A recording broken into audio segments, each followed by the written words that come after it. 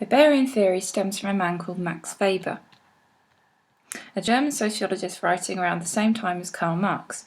His theory is called a social action theory, as unlike structural theories, he believed human behaviour cannot be predicted. He argued in order to study society, you have to understand it from the individual's point of view, and he came up with the concept of Verstehen.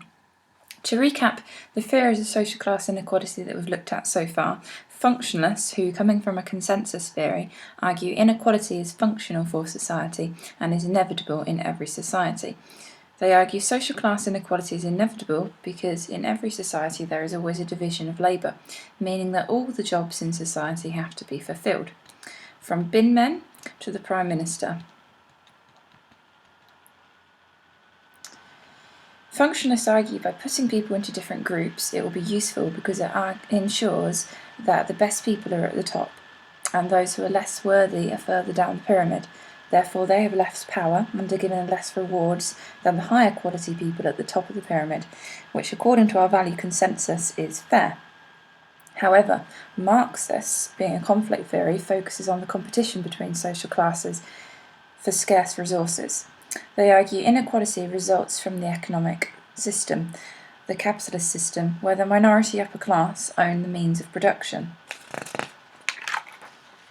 and have the power to control institutions in society such as the media and religion and the education system, and these spread the ideas of capitalism.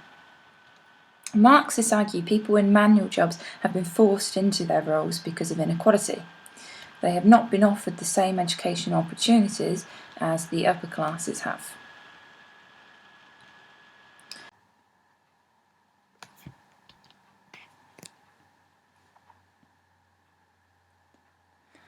Karl Marx defined a person's position in the stratification system as based on their economic position. That's their relationship to the means of production. So were they the owners of the factories or did they just sell their labour? However, this is seen as quite a simplistic view, as it ignores other factors like a person's social status in society.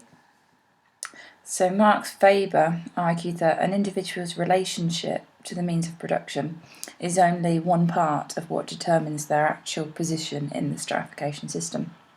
He argued that their position is determined by wealth, market situation, as well as their social status and their power that they've got in society.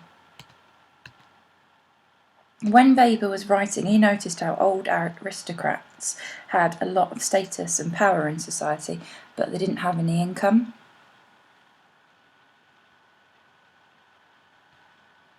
And when he was writing in Germany, when anti-Semitism was on the rise, he also noticed how Jews, they had quite a lot of wealth because they owned shops and businesses, but they didn't have any status or power in society. And he also noticed how some managers in companies, they might not actually own the company, but they had status and power within the company. So for Weber, status refers to a person's prestige, social honour and popularity in society. Status groups have a sense of identity and a common purpose, a commodity. For example, a group of celebrities, they might have a certain status. Status can come from a person's job title, for example, a doctor, but it can also come from your gender. For example, in the UK, males have a higher status than females. It could also stem from your race or religion. For example, in the UK, being part of the white Christian majority gives you more status than the minority. Status can also be gained from what you buy, for example, the labels you wear. And high status groups tend to have social closure, so only those with the same status or same commodity or same clothing, religion, same ethnicity can be part of that status group.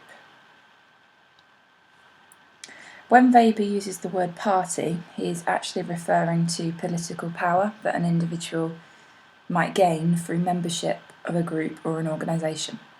For example, teachers who are part of the National Union for Teachers, they have a lot of political power because they can vote on strike action.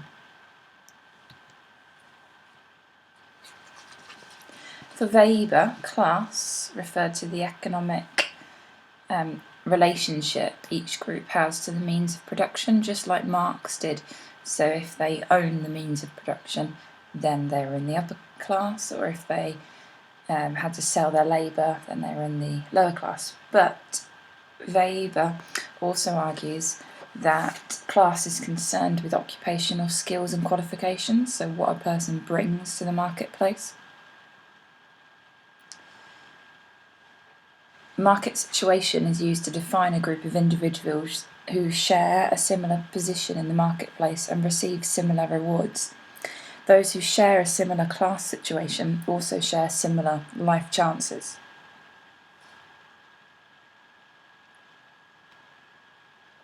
A good example to illustrate Weber's theory of stratification is a vicar. Within their community, a vicar has a high status, as they are looked up to, and this would place them in the upper classes.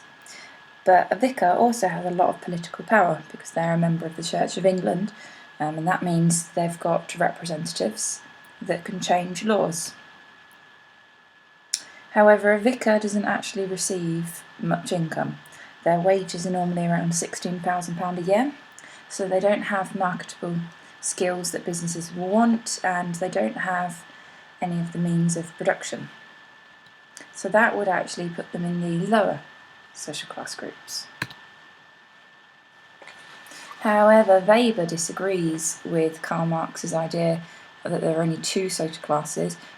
Karl Marx argued the gap between the rich and the poor would grow, and there would just be the upper classes and the working classes, but Weber argues that there are actually four social class groups, and that the traditional working classes, they're becoming more like the middle classes, and they are forgetting their old traditional working class values. So the upper class groups, Weber calls the propertied class, and they have got all of the wealth, status and political power.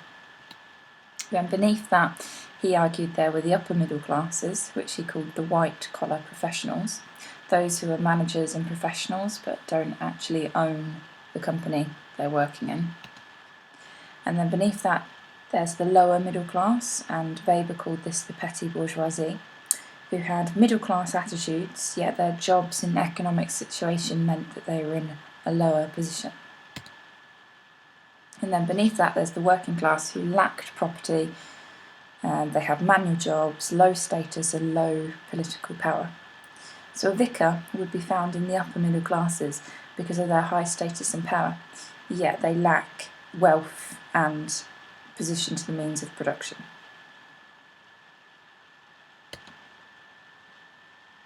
So Weber's analysis helps to explain why some groups may share economic circumstances but have more or less status than others. For example, a woman has less status to a man. An ethnic minority in the UK has less status to the white majority. Weber saw gender and ethnicity as status differences which have separate and distinct effects on life chances as compared with social class. So within one social class group, whether you're a woman or a man, that will also affect your life chances. So to summarise then, Weber agreed with Karl Marx that an individual's position in the stratification system is based on wealth, but he also said the stratification system is based on an individual's social status and their political power. Weber defines class as not just the relationship to the means of production, or in other words, your economic position, whether you have to sell your labour or whether you have wealth and you own the buildings and raw materials, but he says a person's class is defined by their market situation, that was their qualifications and skills, and whatever they bring to the marketplace. So Weber disagrees with Marx that the gap between the rich and the poor will actually increase, and he believes instead in what is called embargement theory, which just means that he thinks the working classes will become more like the middle classes, and there is fragmentation amongst the middle class group and the upper classes.